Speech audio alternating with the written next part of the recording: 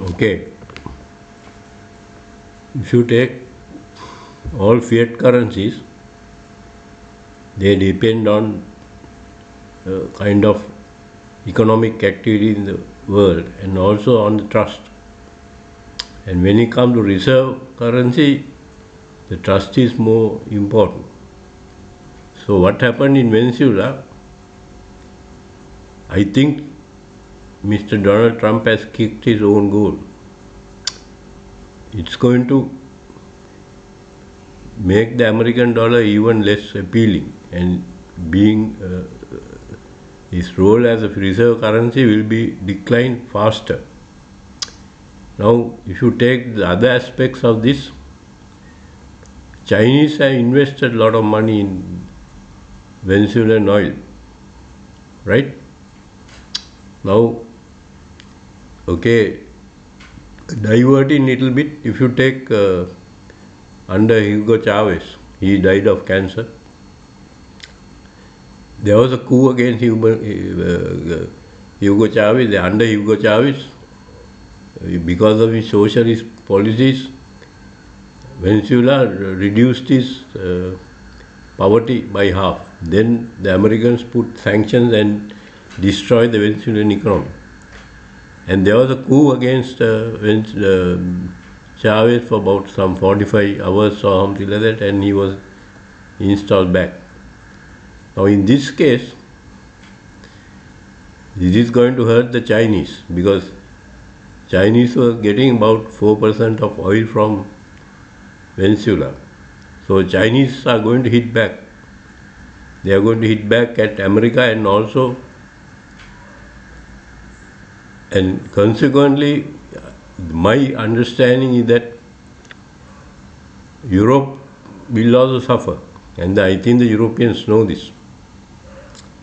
So, because it is the Chinese who control the economy, the Europe and America, they have this financial economy. It's this predatory economics. I don't trust this.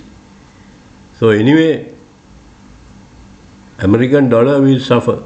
Now, even if Donald Trump says that American petroleum companies will go and invest in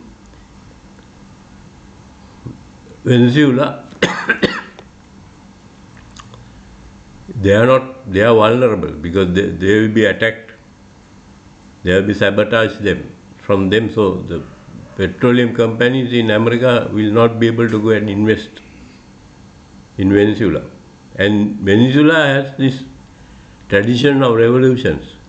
Simon Bolivar and then even Hugo Chavez was considered as a revolution. So there will be backlash against the Americans. So American dollar is going to suffer, whether you like it or not. So this is actually, in a way, it is our own goal. And from certain news items, European countries are trying to make some, they are going to reduce this, they want to intervene and have some kind of dialogue with the Americans on this Venezuelan issue because I think they realize that it's going to affect them. Because Chinese are not going to take this lying down. And if you take this, there was a Russian security given to Maduro, Mr. Maduro, and the security was breached. So Americans bribed them because the Americans said we are going to give $50 million and somebody inside Venezuela helped the Americans, just as it happened against